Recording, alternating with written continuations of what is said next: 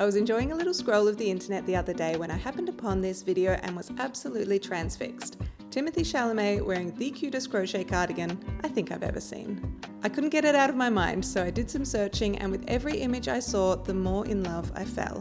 I knew I needed to have one. So, like any normal crocheter, it became my latest hyperfixation, and my life's mission was to create a perfect replica of this crochet cardigan. And boy was it a journey. I did a bunch of research, I did some swatches, I came up with a pattern doing way more maths than I wanted to do. I crocheted stripe after stripe, and then I frogged stripe after stripe because I made a few mistakes, and then it was done. And just you wait until you see the finished product. Let me know in the comments below if you'd like me to write up a pattern so you can make one too. Or maybe in your timeline I've already written up the pattern, in which case just check the description below. Now, let's get on to the good stuff. First, I needed to research. A quick search told me that this cardigan was from Cactus Plant Flea Market as part of their Season 8 collection that launched in October 2023. But it sold out really quickly and they no longer had any product listing photos up on the website. The collection was also sold through Human Made, but they didn't have the listing available either. So I got into detective mode and went to good old archive.org's Wayback Machine to see if I could find an archived copy of the website and the listing. I checked all the dates available in October, but couldn't find any with the product listing. Then I checked the same for Human Made's website. For some reason, it didn't want to work on my computer, so I opened it up on my phone and found an absolute treasure trove of information. I now had the product photos of the front and back of the garment and a close-up too. I found out that it's made from acrylic, which I'll end up changing for mine, and then I also got this super handy table of measurements for the 4 different sizes. This was key in coming up with my pattern. I also gathered any other photos I could find of the cardigan that would help me figure out the design. This one was particularly helpful as it showed me the sleeve construction, something that was annoyingly hidden in the product listings photos. The main pattern for this cardigan is alternating rows of single crochet with the front of the stitch showing and double crochet with the reverse side showing. So then I made some samples. First, I used some 8-ply or DK weight wool yarn that I had lying around, but I felt this looked a little bit too bulky and woolly. Then I tried some 8-ply cotton that I had in my stash. First I used a 4mm hook, which was a little bit open, and then I used a 3.5mm hook, which was perfect. Then I wondered if I could start each row on the same side so I wouldn't have to show the reverse of the stitches every second row. But alas, I was unable to get around the fundamental rules of crochet that we all know will make a panel skew diagonally. So, just like in the original cardigan, I knew I would have to turn my work at each row. With the samples done, I knew my gauge and was ready to reverse engineer the pattern. The product photos are all a size 3, which corresponds to the large in the measurements table. So all I had to do was count the stitches and rows in the photo. Then I did a bunch of boring maths and calculations to figure out that my stitches are close enough in the gauge of the original that I can copy it 1 for 1. My rows, however, are a bit shorter, so I would have to do any vertical measurements based on centimeters. Luckily, I had a bunch of 8-ply cotton in my stash in some really perfect colors, and then I bought a few extra balls to add in some missing colors, and I was ready to go. If you're playing along at home and want to make one yourself, here's how the basic pattern goes. Each panel is worked from the bottom up. Once you've chained the desired amount of stitches, note this stitch and make 2 extras to act as your first double crochet. Then double crochet into the stitch from before. Yarn over, insert your hook, pull through a loop, yarn over, pull through the first 2 loops on the hook, then yarn over and pull through the last 2 loops on the hook. Then double crochet in each stitch till the end. Then work the last stitch, trim your yarn and pull it through the loop on the hook to make a knot.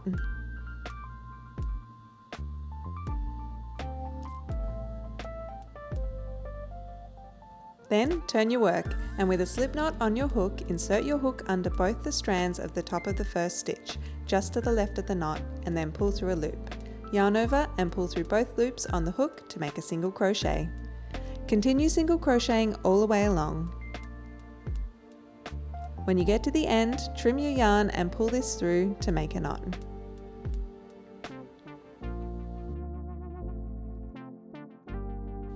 Then turn your work, and from here on we'll start these rows with a standing double crochet. Start with a slip knot on your hook and hold the yarn tail with your right fingers. Then yarn over, insert the hook and pull through a loop. Yarn over and then pull through 2 loops on the hook. Then yarn over and pull through the next 2 loops on the hook. Continue double crocheting all the way to the end. When we finish our next single crochet row, I've got a little trick that makes this standing double crochet a bit neater.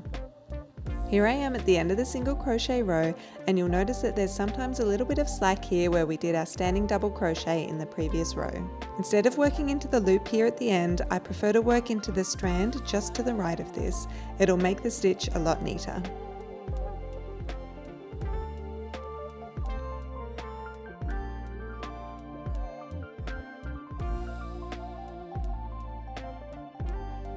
And here's a handy hint if you want one. So you don't get lost when you're doing your stripes, if you're working on a double crochet row, you should be looking at single crochets that all have split little legs like this. But if you're working on a single crochet row, you should be seeing both strands of the single crochet together like this. And then it was time to make the inaugural first stitch of the cardigan. I started with one of the front side panels, worked my chains, and then did a double crochet row to start.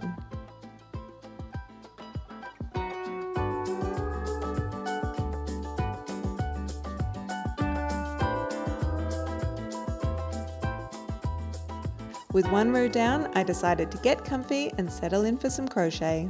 I got my pajamas on, how cute is little Simba, and I spent the day on the couch.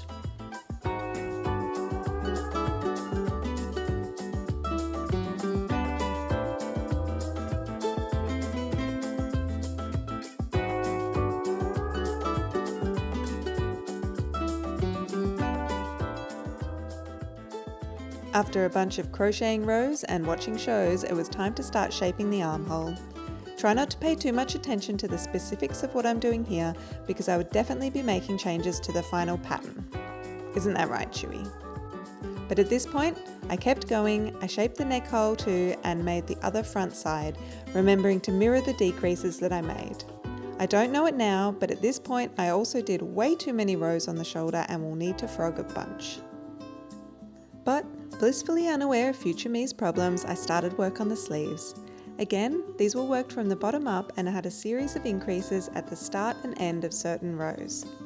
According to the images I saw of the original cardigan, I knew the amount of stitches I had to increase over the length, and that's how I made my pattern. Also, you can see here how there's more increases at the top of the sleeve. This will help the sleeve sit into the armhole nicely when I stitch it together. At this stage, I decided to roughly sew it together using both of the front panels and a sleeve so I could try it on.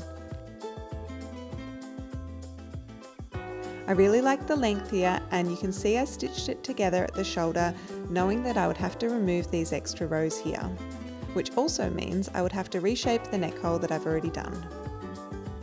I did a spot of frogging and then figured out the placement for the new neck shaping. And here you can see the armhole that I did. But in my future patterns, I would reduce the amount of stitches on this side to make the curve less steep. Learn from my mistakes, folks. Some tedious reshaping later, and it was time to start the back panel, the biggest section. At this point, I started getting worried that I would run out of yarn, so I ducked out to the shop to get a couple more balls. Despite being repetitive, this pattern was actually really fun to make. Switching colours every row added interest, and the fun of getting to pick a new colour at the end of each row was a nice little dopamine boost to keep me going. Also, very early on in the project, I realised how good this was going to look, and that is very motivating. I continued on, and then I did some shaping at the armholes, but I didn't make it as pronounced as I did on the front side. And I didn't have to do any neckline shaping for the back, as I'll be adding a collar on very shortly. Good night, Chewy. With the back done, I did a rough stitch up and tried it on again. It sits really nicely on the shoulder. I think the length looks really good, and the sleeve is cute. I just had to add one more row of single crochet, and then I could sew it up properly, add the collar, weave in the ends, weave in the ends, weave in the ends, weave in the ends. Don't worry, future me found a fix for this. So first, I stitched up the shoulder.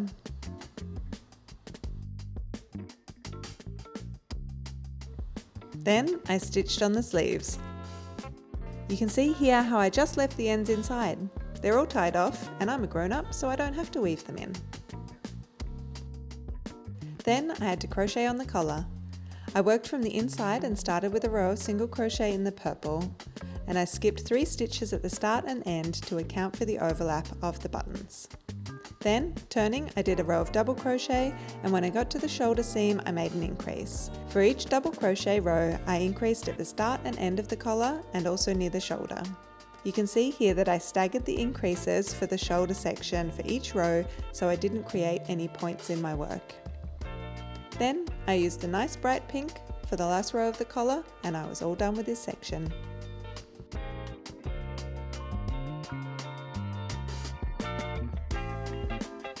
Popcorn break and then onto the trim. I decided to tie the ends of the single crochet and double crochet rows, both to make it extra secure and because I found it neater when I added the trim. Also, it was one of those fun, tedious tasks that you could easily skip if you wanted to. The original cardigan used a tan colour for the trim on the side seams, but I thought I'd go with black for the added contrast and to match the hem trim as well. And remember when I said I found a fix for those pesky ends? Here it is. When I crocheted the trim, I incorporated the ends and then I could just trim them off later. If you were really worried about them popping out, you could also weave them back in under the rows, but who has the patience for that? To do this, I took the ends of the single crochet and double crochet rows in front of my hook, and then I worked a single crochet into the top of the double crochet.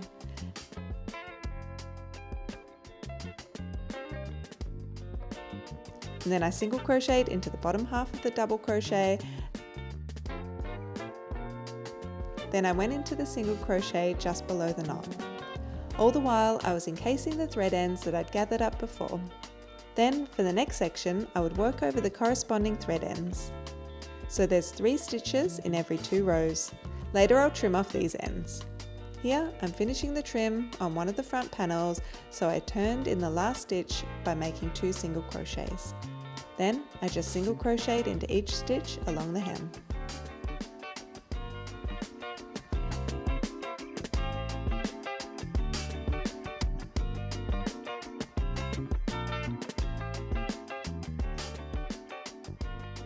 Here it is with the trim all finished, ready to be stitched up along the side seams and under the arms.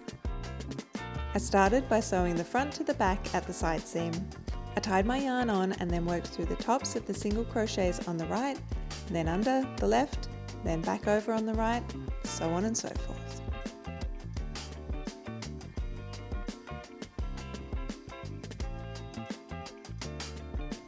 With the sides all sewn up, I added a row of single crochet to the bottom of the sleeves. Even though I encased the thread ends when I did my single crochet border, I got a little bit paranoid and decided to weave in the ends an extra layer on the collar section and down the front. Using a darning needle, I stitched back up under the trim, which was also handy because it meant that the yarn end would be trimmed off on the same color section of the stripe, so it would be less visible.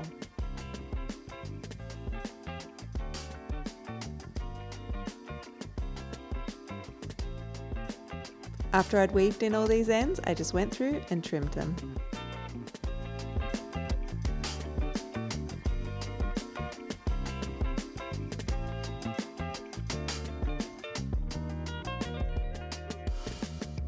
And then I weaved in the ends around the neckline and then I trimmed those off too.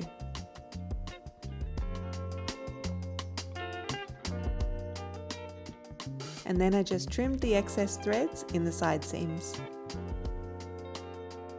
I found some buttons and put them on the front. I'm going to use the gaps in the double crochet as the buttonholes. Easy peasy.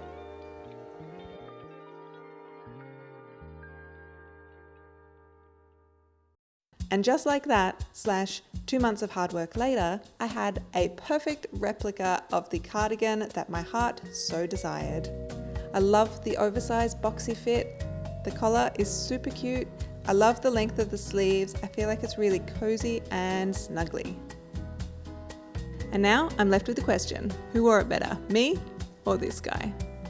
Honestly, I'm so happy with how it turned out. I think it's super cute. It's going to be so cozy to wear, and I'm so excited to start wearing it now, pretty much each and every day for the rest of my life. So, yay. Thank you so much for watching my video. I hope you had fun, and I'll see you in the next one.